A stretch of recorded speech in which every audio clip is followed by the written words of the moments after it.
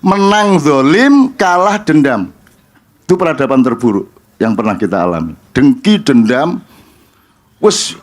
Tidak pernah ada sejarah manusia yang pernah saya baca, yang pernah saya kenali, di mana manusia sebusuk itu hatinya. Di mana hati manusia sebusuk seperti sekarang. Tidak pernah saya mengalami. Saya tidak pernah mendengar ada berita, ada buku atau apapun di mana Allah itu dibabi-babikan. Dan itu muncul di medsos. Manusia tega membabikan Allah. Manusia tega menyebut Nabi dengan nama alat kelamin. Itu tidak pernah ada. Sejahil-jahilnya Abu Jahal, gak sampai kayak ngono. Tapi sekarang terjadi. Nabi dihina, Allah dihina, orang Islam dihina, sesama temannya menghina. Tingkat penghinaannya begitu kejam. Dan belum pernah saya membayangkan bahwa akan ada peradaban di mana manusia bisa sebusuk itu hatinya. Bisa sekeliru itu pikirannya. Itulah. Maka saya tidak punya kata-kata lain kecuali ultra jahiliyah. Ini saya tolong ini kunci, ini masih bisa diperdebatkan. Terus gini. Kalau di zaman yang Rasulullah mengatakan tadi Abu Jahal cuma satu, Abu Jahal jelas kafir. Sekarang ini Abu Jahal ini kan bikin masjid. Abu Jahal ke pesantren. Iya toh? Dikasih serban, pakai peci, dicium tangannya antri oleh santri-santri. Terus bagaimana? Bagaimana coba? Dan kita punya peradaban alam pikiran dan budaya di mana yang baik, orang yang baik adalah yang memberi kita uang. Yang memasang kita jadi komisaris kayak staf menteri kayak, itulah orang baik. Gitu loh. Calon gubernur, calon bupati yang baik adalah yang ngasih duit segini.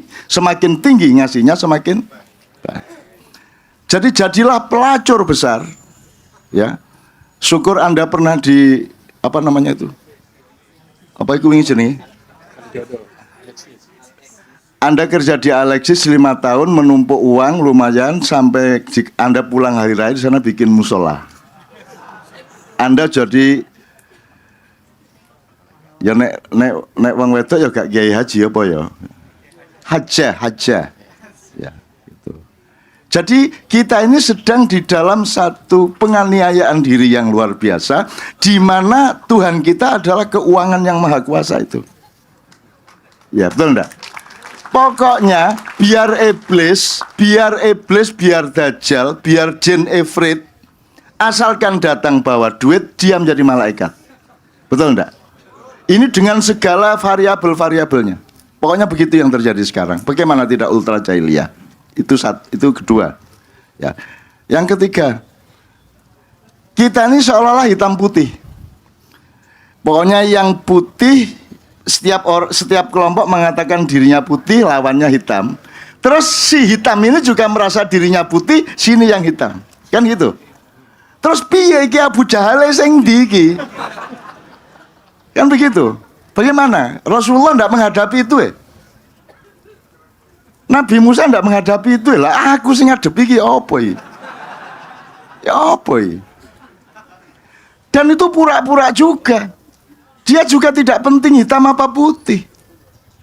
Karena di dalam dirinya, kalau yang menguntungkan hitam dia hitam, kalau yang menguntungkan hijau dia hijau, kalau yang kira-kira membuat dia menjadi komisaris merah, ya merah dia. Betul enggak? Jadi iki Abu Jahal cap opo yang ini? Ki opo ki angel iki? Pun pas angkat tangan gitu kan. Terus iblis teko, ojo meneh sampean aku yo angkat tangan. Loh, lah kok kono angkat tangan iblis? Lah nggih lah kula niku karep kula mboten sampai sak monten. Saya itu menggoda manusia tidak sampai sejahat itu. Sebelum saya goda, dia sudah melakukan 1000 kali lipat lebih jahat daripada yang saya rekomendasikan. Nah, sepiye coba. Jadi kan, maka yang ketiga poinnya adalah mainstream kita adalah kemunafikan. Lah kalau mainstreamnya kemunafikan, Anda tidak bisa pegang. Kelihatannya hitam ternyata putih, ketika kita simpulkan putih ternyata hitam, ketika ini bolak-balik ini putih hitam, oke ini jelas hitam, ternyata hijau. Kan kita nggak pernah bisa pegang ini. Kalau kemunafikan itu nggak bisa pegang, kita tidak tahu ini mengagumkan atau menjijikkan, kita nggak tahu lagi karena kemunafikan. Saya ini bukan siapa-siapa, saya ini bukan bos, bukan kiai, tidak punya nasab, tidak pernah punya sanad ilmu yang jelas, tidak punya kekayaan yang mencukupi untuk menjadi seorang bos. Tapi saya tidak pernah sempat nyetir. Saya ke Jakarta ada yang jemput nyetir, saya ke Surabaya ada yang jemput, saya di Jogja kemanapun saya ada yang nyetir. Bukan karena saya punya sopir, karena tidak ada yang tega kalau saya nyetir. Betul enggak? Dan saya juga tidak tega kalau saya nyetir. Bayang no, masa aku saya nyetir ganti turun di kiwaku. Kan jadi saya tidak punya kesempatan untuk nyetir. Bayangin, padahal saya bukan siapa-siapa. Tapi di Indonesia, presiden bisa naik-naik pohon, bisa dandani opo, masang-masang opo, bisa copot sepatu untuk masuk got. Kan gitu. Ini apa ini yang terjadi ini? Apa yang terjadi? Menteri iso meneng-meneng nyapu jalan tol, coba. Saya aja yang bukan siapa-siapa ndak mungkin nyapu jalan tol toh, Mas. Kan gitu ta. Apa yang terjadi di Indonesia ini kecuali kemunafikan? Salah satu aplikasi kemunafikan adalah pencitraan.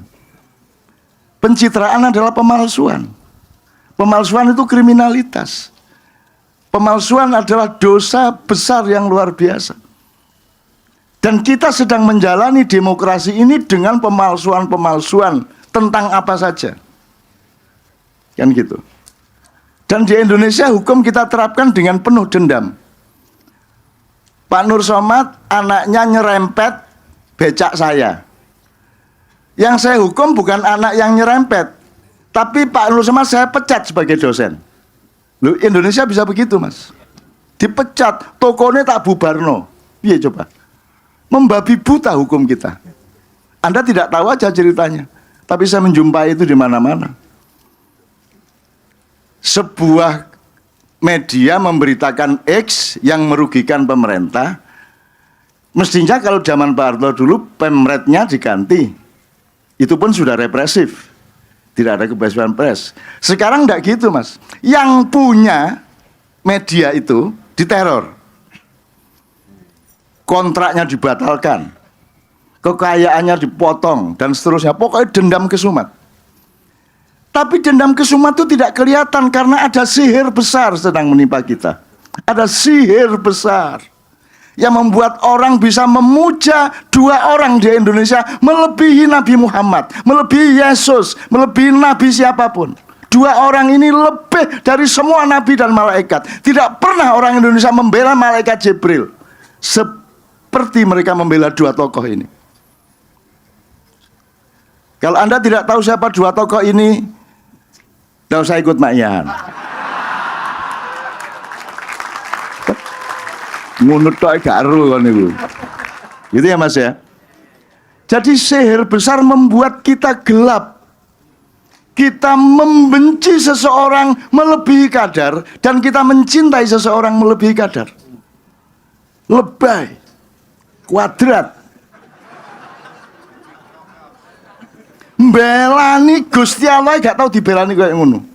Quran bisa dilempar, bisa diinjak, bisa dihina, bisa diejek. Tapi belani dua nabi pasca khotamal anbiya ini. Ya apa kok pasca khotamal anbiya? Kalau Anda paham bahasa Arab kan lucu itu kan. Melebihi membela agama, membela kitab suci, membela nabi, membela rasul. Dan itu terjadi di Indonesia. Saya tidak marah. Allah mengatakan tidak ada orang yang menganiaya kecuali menganiaya dirinya sendiri. Kalau nanti Anda tahun 2019 memproduksi politik persis seperti sekarang, Anda adalah segoblok-gobloknya orang. Nek podo karo saiki iki sing produksimu, ya wis anjene wis kon gak iso tak tulung kon. Nanti saya ngambek ke pinggir hutan terus Nabi Muhammad itu kok ndek kene kuwi tugasmu akeh pun mboten wis gak tak mboten pun mboten. Oh ora iso kuwi tugasmu as mlebu neraka cetha Pak malah Pak. Timbangane mlebu Indonesia ya toh. Waduh wis koyo ngene iki ya apa ya Allah ya Allah. Jadi saya ini putus asa. Ya, teman-teman sekalian. Al-Qur'an mengatakan wala tai asu jari sopo. Tolong ditafsirkan yang benar, ditadaburi. Tai asunya ndak apa-apa. Tai asu itu putus asa. Wala jangan putus asa atas rahmat Allah, atas pertolongan Allah. Ya putus asa nang awakmu dhewe ya wis sak mestine. Mosok kon kaya ngono keadaanmu gak putus asa. Apa sing kok andalno nek uripmu iku apa? Aku iki yang aku putus asa nang keadaan Indonesia dan awakku dhewe, tapi aku tidak putus asa kepada pertolongan Allah. Yang tidak boleh adalah putus asa mirrauhillah. Tapi kalau putus asa nang dapurmu dhewe, ngancane dapurmu kaya ngono gak putus asa yo, gak masuk akal. Penggawean gak jelas. Bojo mana? Ya Mas ya. Jadi Ustadz, selama ini tafsir-tafsir tidak mendetail. Putus asa itu yang tidak boleh adalah kepada pertolongan Allah. Kalau putus asa atas dirimu, lan segoi wis mambu, gak putus asa gue. Goblok ta? Iki jelas mambu ngene iki lho. Ya putus asa, boleh putus asa terhadap sego sing wis bosok. Tapi kamu tidak boleh putus asa bahwa engkau akan mendapatkan nasi yang baru, yang fresh. Bisa enggak? Bener enggak? Jadi walatai asu konteksnya mirrauhillah, tidak walatai asu titik. Bayangin kalau Allah mengatakannya pakai enggak pakai mirrauhillah, kira ayo gak enak. Walatai asu titik. Lah gak enak sih. Allah sudah memperhitungkan semua bahasa di dunia.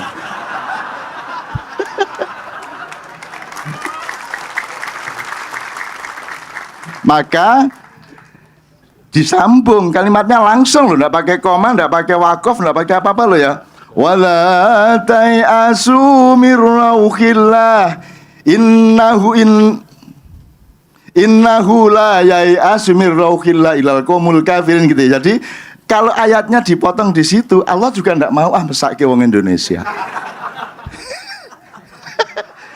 Bayangin kiroah di Istiqlal atau pas Maulid Nabi di istana.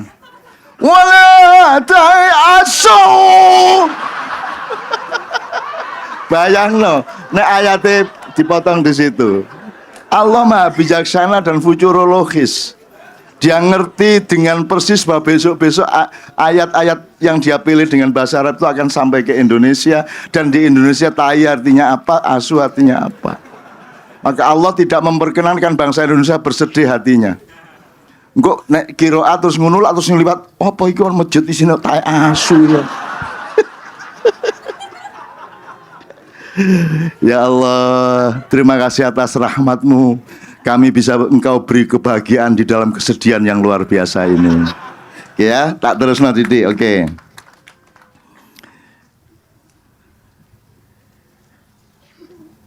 Terus ada lagi kemarin Cak Fuad Ustaz. Itu suhun. Ada kata dalam Al-Quran itu gini. Jadi ada bukhlun, ada suhun. Bukhlun itu kikir, bakhil, medit, akik Yaman.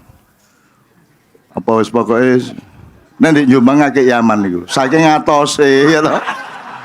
Ya itu saingan dengan nyiseng nggawa pecut itu loh. Bagi yang belum pernah mendengar sudah tahu ya, nyiseng nggawa pecut. Sudah tahu ya? Oke, udah enggak perlu saya ulang. Beol bawa cambuk. Jadi kalau ada orang kok dipinjemin sepeda motor enggak boleh, oh dasar beol bawa cambuk gitu. Maksudnya dia BL tuh bawa cambuk Mas. Kalau ada ikan nodoli tainya dicambuk ya. Bayangin tainya aja nggak boleh diminta. Jangankan duitnya atau motornya gitu loh Mas. Lah ini yang baru paham, ini baru sekarang dia. Jadi perhatikan aja pinggangnya, kalau ada cambuk berarti dia orang medit. Orang politik. Nah, kalau orang bakhil itu tingkatnya gini, punyamu, punyamu, punyaku, punyaku. Egois, membatasi diri. Dah, terserah kamu tapi ini punyaku. Aku nggak perlu kasih kamu, nggak perlu sodako, nggak perlu nolong. Itu bakhil. Tapi kalau syukhun itu lebih dari itu. Wekku ya wekku, wekmu ya wekku. Jelas ya? Punyaku adalah punyaku, punyamu adalah punyaku juga. Maka koruplah dia. Maka dia bikin undang-undang untuk menghabiskan hartanya rakyat. Itu namanya syukhun. Jadi double medit, double bakhil. Jadi nggak cambuk loro. Nyewene. Ya. Nyenengno nek di teater nek mapi Mas ya. Bayangin sekarang ada teater di situ terus ono pemain ndodok ngono karo nyenang ngene. Ayo. 3 kali diberingat mau diceklek. Oke, gitu ya. Ini kunci-kunci aja Mas. Kemudian saya ini membuat judul ini karena saya itu memohon kepada Allah agar Anda itu dimandirikan oleh Allah. Nanti Anda akan menghadapi tahun politik. Kita segera memasuki tahun politik. Belum tahun politik saja sudah kayak gini. Ya. 2018 kita masuki dengan geotermal yang lebih panas. Dengan hawa yang lebih panas dari gunung-gunung berapi yang tersekam dan terpendam di dalam dirimu masing-masing. Nah, saya mohon kepada Allah, apapun yang terjadi di tahun 2018 sampai 2019, Anda oleh Allah dilindungi. Itu saya sedih benar soalnya Mas, saya sedih benar. Dan saya itu mikirin Anda. Nah, aku enggak ada masalah kok. Ya, saya itu mikirin Anda semua, ojo sampai Anda lebih menderita. Jangan sampai Anda, kalaupun menderita, Anda diberi bekal untuk melawan penderitaan itu, gitu loh. Kalau Anda mendapat kesulitan, Anda sudah pegang kemudahannya juga, gitu loh maksud saya. Dan Anda punya kemandirian, maka kalau saya ke pertanyaan pertama, mencari guru dan seterusnya, sebenarnya nomor 1 itu Anda sendiri harus punya kedaulatan atas dirimu masing-masing. Guru itu, ya Allah sama Rasulullah lah. Wong kalau ada tabi'in sampai berapapun levelnya, toh harus Anda cek sampai Rasulullahnya. Harus Anda, ya sudah mau langsung aja. Langsung aja. Wong kan alamal insana malam ya alam. Allah itu mu'alim kita. Allah itu yang mengajari kita langsung. Maka saya tahun 74 saya menulis puisi dan sampai hari ini masih banyak yang akan mementaskan Tuhan aku berguru kepadamu. Kiai Kanjeng juga membuat lagu Tuhan aku berguru kepadamu. Waktu itu diajak saya gayane meguru nang Gusti Allah. Nang sapa? Masuk nang raimu ngono. Repot-repot. Ayo berguru ya kepada Allah lah. Dan saya memang tidak punya guru di mana-mana. Ya berguru kepada Allah, terus kepada siapa? Terus caranya piye? Ya pokoknya hatimu dekat. Ngomong langsung. Kalau mau maknyahan ya Allah, tolong jangan perbolehkan mulutku mengucapkan sesuatu yang mereka tidak mendapatkan kemaslahatan dan darinya. Itu doa saya. Dan saya tidak pernah mempersiapkan apa-apa, yang mempersiapkan Allah. Lah terus siapa yang bukan bersiap? Emang kita bisa mempersiapkan sesuatu? Wong kita ini menghentikan detak jantung kita juga tidak bisa. Menghentikan nafas kita juga tidak bisa dan juga tidak mau toh. Kita mengontrol tetes darah kita tidak bisa. Kita ini tidak, apa tuh yang bisa? Kan semua Allah sebenarnya. Gak kok terus nyolong, Allah isi nyolong, ya gak ngono rek. Nanti terus dimanipulasi. Sesungguhnya aku pernah bilang sama Moy Rama, sesungguhnya ketika Bung Roma memetik gitar, aku mendengar sesungguhnya bunyinya itu adalah bunyi dari petikan gitarnya Allah Subhanahu wa taala. Wah, seneng deh. Terus nek ngono Roma Irama Gusti Allah ya. Gitu. Nah, ini pikiran-pikiran modern seperti itu. Enggak gitu logikanya. Ada konsep tajalli dalam Islam. Ya, oke. Supaya saya tidak berkepanjangan, saya urut aja karena saya sudah mencatat sejumlah pertanyaan tadi.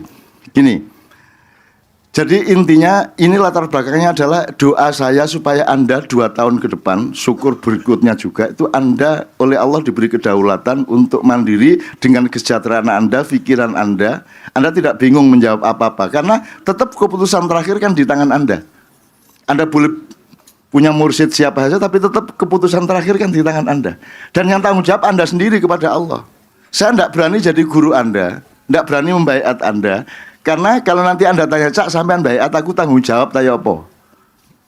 Jadi kalau saya membaiat Anda, terus nanti ketika Anda diadili sama mungkar nakir, aku turut datang, gitu, ikut bertanggung jawabkan. Kan enggak bisa, kita masing-masing. Maka saya tidak berani-berani menjadi guru, saya tidak menolak guru, karena saya berguru kepada apa saja dan siapa saja yang tadi disebut fil afaqi wa fi anfusikum. Itu ya, teman sekalian. Kita ingat aja yang unsur-unsurnya. Pertama, sebenarnya pendidikan yang benar itu guru mengajari atau murid belajar? Guru mulang apa murid sinau? Yang terjadi sekarang dalam peradaban pendidikan kita apa? Guru mengajar. Yang mengajar Allah saja, manusia jangan. Manusia bekerja sama, saling belajar satu sama lain. Makanya judulnya Kiai Kanjeng dimana kan sinau bareng. Itu peradaban. Karena kita selama ini tidak menjalankan sinau bareng. Oke, itu salah satu unsur dari metodologi yang disebut pembelajaran. Pembelajaran apa? Kalau Anda ngomong peradaban, berarti dia sudah sebuah kelengkapan, Mas. Sudah sesuatu yang sudah wungkul. Sekarang kalau wungkul ini ada berbagai macam komponen, tapi menjadi satu komprehensi dan kesatuan yang fungsinya masing-masing tapi bekerja sama. Misalnya kelapa, ada sabutnya, fungsinya sendiri, ada batoknya, ada fungsinya sendiri, ada kerambilnya yang diparut, fungsinya sendiri, ada airnya, fungsinya sendiri. Di luar itu bahkan ada belarak, manggar, gelugu, gitu, dengan fungsinya masing-masing. Peradaban itu kalau sudah menjadi kelapa, sudah aplikatif, sudah aktual, ya kalau pakai potensi dan aktualitas tadi, sudah tidak hanya potensial, sudah aktual, bisa diparut dari santen wisan. Banyune iso digawe ngilangi apa jeneng, iso menetralisir racun dan seterusnya. Kelapanya, batoknya, kita sabutnya kita cabuti, batoknya bisa untuk latihan nyundul. Dulu saya gitu. Jadi salah satu lomba di langgar atau musola di desa saya itu adalah ngoncaki kelopo. Dan tidak boleh pegang pisau atau bendo atau parang atau apapun. Kudu nganggo untumu dhewe. Ngeling sret. Begitu wis sabutnya habis, tinggal batok, terus di dalamnya ada isinya, ada air sama sapi ora, itu baru sukses gitu. Dan saya ingin sekali melakukan itu, cuman ojo sampai ketok sopo-sopo. Bayangin sekarang aku melakukan itu di depan jamaah maknya, tak gendeng dah aku. Padahal itu hobi saya itu, jadi hobi saya. Oke. Orang modern yang dipelajari adalah, enggak usah modern lah, kecenderungan banyak orang yang dia mempelajari batok itu apa, sabut itu apa, air kelapa itu apa, kan gitu. Sangat kecil kecenderungan untuk mempelajari bahwa batok, sabut, kerambil, dan air itu dulunya adalah partikel-partikel sing gumpalan begitu saja. Belum ada tasrihnya, belum ada bunyan, belum ada bangunannya, belum ada pilah-pilahnya, belum ilmiah lah. Jadi cuma gumpalan aja yang namanya beluluk itu. Bahkan sebelum beluluk dia hanya serbuk-serbuk saja, hanya partikel-partikel saja. Nah teman sekalian, yang disebut peradaban ketika sudah menjadi kelapa, untuk supaya kita mengerti peradaban, kita jangan hanya belajar setelah jadi peradaban terus kita pelajari unsurnya tok, tapi sangkan parannya, asal usulnya, asbabul wurudnya. bahwa asal-usulnya ini cuma gumpalan loh. Baru kemudian ada sel-selnya dengan komposisi tertentu menjadi batok. Sel-sel lain dengan komposisi tertentu menjadi sabut dan kulit luar dan seterusnya. Oke. Kemudian teman-teman sekalian, kalau ini kita terjemahkan ke dunia pendidikan, tadi kita sudah ngomong mengenai Allah mengajari langsung. Kan kalau takdib itu kan sudah lengkap, Mas. Takdib itu adalah pemberadaban. Untuk menjadi peradaban, kerjanya adalah takdib. Nah, sebelum takdib itu kan yang paling dasar tadris. Tadris itu kalau bersama, bareng-bareng. Tapi kalau ke dalam dirimu namanya tadarus. Tempatnya namanya madrasah, kan gitu, Rek? Nah, setelah tadris taklim. Kalau dengan dirimu sendiri ta'allum. Ya, kalau bareng-bareng taklim. Tempatnya namanya ma'lamah.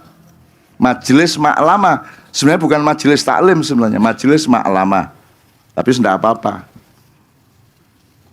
Setelah gini, tadris itu maksudnya mengenali. Oh, iki kacang, Rek.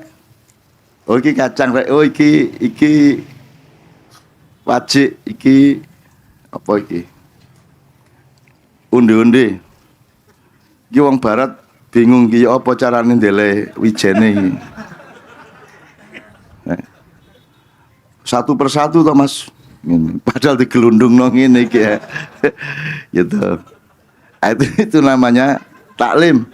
Setelah taklim Anda sudah tahu bahwa ini gedhok, ini kacang, ya sudah tahu. Itu Anda sudah mengenali, kemudian apa namanya? Mempelajari. Nah, salah satu alat untuk mempelajari adalah harus memahami, namanya tafhim. Tempatnya atau majelisnya namanya mafhama. Gitu ya. Jadi katakanlah kalau SD itu tadris, kalau SMP itu taklim, SMA itu taklim, tafhim. Begitu Anda kuliah itu sudah ta'rif, Anda sudah memperdalam, makanya fakultatif. Ada yang ada fakultas gedhok, memperdalam hal-hal mengenai gedhok, ada fakultas undi-undi, memperdalam undi-undi. Gitu ya. Itu namanya ta'rif. Mengarifi sesuatu. Mengenali secara lebih. Ya, mengarifi sebenarnya tidak cukup dengan ilmu pengetahuan, harus dengan kasih sayang. Seluruh pengetahuan dan ilmu yang diperkenalkan Allah di dalam kitabnya, dia selalu didahului oleh Rahman Rahim. Selalu. Jadi wallahu ladzi la ilaha illa huwa alimul ghaibi wasyahadah. Hasilnya kemudian berikutnya adalah huwar rahmanur rahim. Baru ada kategorisasi. Wallahul malikul qudusus salamul mu'minul muhaiminul azizul jabbarul mutakabbir dan seterusnya. Itu sudah kelapa gitu ya. Nah, teman-teman sekalian, kalau kita ngomong peradaban berarti ada dua macam. Satu peradaban dirimu dan satu peradaban yang lainnya peradaban sosial. Peradaban kecil dan peradaban besar, peradaban mikro dan peradaban makro. Nah, yang kita maksud ini apa malam hari ini? Kalau Anda ngomongnya peradaban mikro, berarti apa saja struktur dan komponen-komponen yang harus ada pada dirimu untuk berperadaban. Kalau makro, sosial, ya, apa saja di dalam sebuah komunitas, sebuah masyarakat atau sebuah negara, komponen yang harus ada supaya dia berperadaban. Kita ini kan mentransfer segala sesuatu tanpa ilmu, bila ilmin. Seharusnya ada pemimpin rakyat. Itu beda dengan pemimpin umat, beda dengan pemimpin masyarakat. Belajar epistemologi dong. Kalau umat itu beda sama rakyat, rakyat beda sama masyarakat. Yang dimaksud pemimpin nasional itu pemimpin sing ndi? Pemimpin masyarakat atau pemimpin rakyat atau pemimpin umat? Kalau umat dari kata umun berarti nggone nyusu, nggone mentil. Jadi umat adalah orang yang berhimpun karena susunya sama yang dipentil itu. Karena sepersusuan ibu yang sama. Itu namanya umat. Kalau rakyat, orang yang berkumpul di suatu petak tanah atau tanah dan air, dan karena Allah menaruh mereka di situ, maka merekalah yang dititipi kedaulatan oleh Allah. Maka rakyat itu namanya ra'iyah adalah kedaulatan. Maka pemimpin rakyat itu adalah pemimpin mbuh negara, mbuh kerajaan, mbuh kesultanan, mbuh apapun, tapi dia nomor satu yang harus dia sadari adalah dia sekedar mengelola bagaimana kedaulatan rakyat itu dibangun dan diakui. Jadi kalau Anda mau pemilu, pilkada, cek pengetahuannya mengenai kedaulatan rakyat. Kan gitu sebenarnya. Itu namanya pemimpin rakyat. Itu dalam bernegara. Terserah mau demokrasi, sosialisme, persemakmuran, pendidikan, apapun saja sistemnya monggo. Mau khilafah, monggo, tidak ada masalah. Khilafah bukan hanya tidak salah, khilafah itu kewajiban dari Allah Subhanahu wa taala untuk manusia. Anda jangan marah kepada khilafahnya. Kalau tidak sependapat sama HTI-nya oke. Tapi kalau marah sama khilafahnya, depan karo Gusti Allah sampean. Sapa iki mang sing gak oleh sing nek Allah ngene terusan. Sapa iki mang sing anti khilafah? Ya nek Allah terus Jibril diurus. Ya nek ngomong ngono, nek Israel urus. Wah coba. Bayangin kalau yang disuruh Israel. Jangan anti khilafah. Inni ja'ilun fil ardi khalifah. Allah tidak menyebut inni ja'ilun fil ardi Adam. Ini ja'ilun fil ardi uswatun hasanah. Ini ja'ilun fil ardi insan. Ini ja'ilun fil ardi makhluk. Enggak. Allah mengatakan ini ja'ilun fil ardi khalifah. Fungsinya, tugas dan kewajibannya yang dia sebut, bukan identitasnya. Maka khilafah itu bukan soal identitas. Khilafah itu bukan soal siapa kamu, bukan branding, bukan merek, bukan kelompok, bukan institusi. Khilafah adalah kata kerja. Kamu menyayangi alam apa tidak? Kamu mengakui kedaulatan rakyat apa tidak? Terserah bentuknya. Mau republik monggo, mau republik monggo. Tidak ada masalah. Yang penting kamu menerapkan kedaulatan rakyat di semua sistem bidang garap dari pemerintahan. Itu Mas ya. Jadi ini saya mengingatkan ini semua supaya jelas ini yang disebut peradaban.